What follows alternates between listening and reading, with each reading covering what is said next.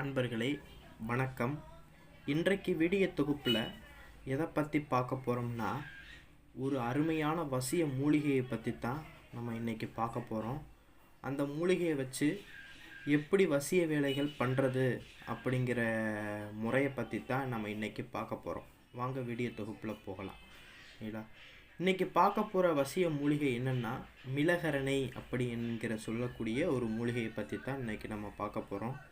இந்த மிளகரணை செடி என்ன செஞ்சுருங்கன்னா, எங்கே இருக்குன்னு பார்த்து வச்சுக்கிட்டு அந்த இடத்த போய் ஒரு நாளைக்கு முன்னாடியே போய் சுத்தம் பண்ணிக்கிங்க. சரிங்க, நல்லா அந்த இடத்துல இருக்கக்கூடிய எல்லா புல் இதெல்லாம் பிடிங்கி அந்த இடத்துல கொஞ்சம் சுத்தம் பண்ணிக்கிட்டு மஞ்சள் தண்ணி நல்லா தெளித்து அந்த இடத்த சுத்தம் பண்ணிக்கிங்க.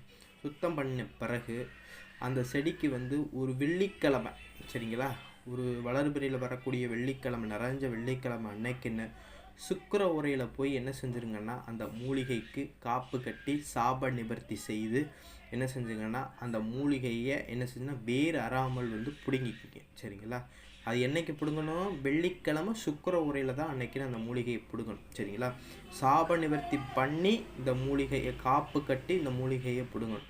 இந்த மூலிகையை பிடுங்கும்போது ஒரு பொங்கல் வீட்டிலேருந்து வச்சு கொண்டு போங்க.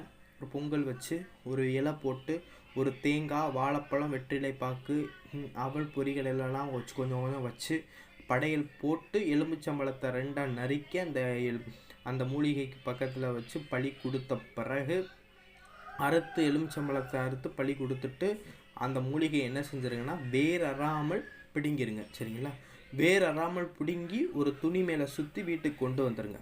அந்த மூலிகையுடைய வேரை என்ன செஞ்சுருங்கன்னா, சுத்தமான மஞ்சள் துணியில் மஞ்சள் தண்ணியில் நல்லா கழுவி பன்னீர், பால் இதிலெல்லாம் அந்த மூலிகையெல்லாம் கழுவி சுத்தி பண்ணிவிட்டு அந்த வேரை அப்படியே என்ன செஞ்சுருங்கன்னா, லைட்டாக உடச்சி ஆணி வேரை லைட்டாக உடச்சி என்ன செஞ்சுருங்கன்னா, ஒரு வெள்ளி தாயத்தோ இல்லைன்னா ஒரு செப்பு தாயத்தோ அந்த தாயத்துக்குள்ளே அந்த என்ன செஞ்சுருங்கன்னா, அந்த வேரை என்ன செஞ்சுருங்கன்னா அந்த தாயத்துக்குள்ளே அடைச்சிருங்க. சரிங்களா, அந்த தாயத்துக்குள்ளே அடைச்சிட்டு, சரிங்களா, உங்களுக்கு தெரிஞ்ச எந்த விநாயகர் மந்திரமாக இருக்கட்டும், இல்லை மந்திரமே எனக்கு தெரியலைனாலும் பரவாயில்ல, தாயத்துக்குள்ளே அடைச்சிட்டு இந்த தாயத்தை என்ன செஞ்சுருங்கன்னா, ஒரு சிகப்பு கயிறில் இந்த தாயத்தை நீங்கள் கட்டிக்கிட்டு போனீங்கன்னா எல்லாருமே உங்களுக்கு வசமாகும். சரிங்களா, உங்களை ஏதோ ஒரு பெண்களோட பார்த்தாங்கனாலும் எல்லா ரோட்டில் போகிறவங்களாம் உங்களை திரும்பி பார்ப்பாங்க. சரிங்களா,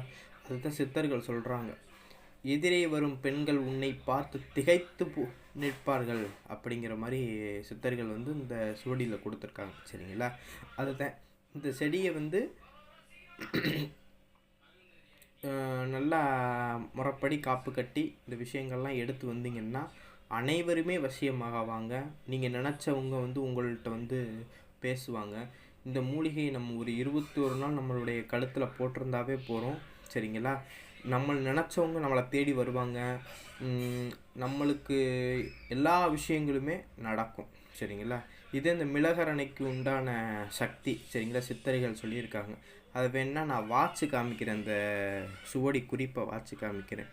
பொமடா மூலிகை என்று சொல்லுங்கேளு, பொங்கமுட மிளகரணையின் மூலம் ஆமடா வெள்ளியிலே காப்பு கட்டி அடைவாக பொங்கலிட்டு பலி கொடுத்து தாமடச திசையிலேயே தானடைத்து தயவாக தானிடவே பலனை பாரு, வாமடா பெண்களெல்லாம் வசியமாவார், எந்த பெண்கள் தான் மயங்குவாரே அப்படிங்கிறத சொல்கிறாங்க. சரிங்களா, அதை என்ன சொல்கிறாங்கன்னா, ஒரு மிளகரணை செடிக்கு வெள்ளிக்கிழமை என்று சுக்கிர உரையில் காப்பு கட்டி பொங்கலிட்டு எலுமிச்சம்பழத்தை பலி கொடுத்து அந்த வேரை ஆணி வேறு அறாமல் பிடிங்கி அந்த தாயத்தில் அடைச்சி நம்ம கழுத்தில் போட்டுக்கிட்டோம்னா பெண்கள் எல்லாம் வசியமாவாங்க, எதிரே வரும் பெண்கள் உன்னை பார்த்து திகைத்து போய் நிற்பாங்க.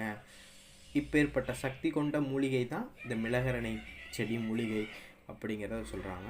இந்த வீடியோ பதிப்பு பிடிச்சிருந்துச்சுன்னா லைக் பண்ணுங்கள், ஷேர் பண்ணுங்கள், கமெண்ட் பண்ணுங்கள். நன்றி, வணக்கம்.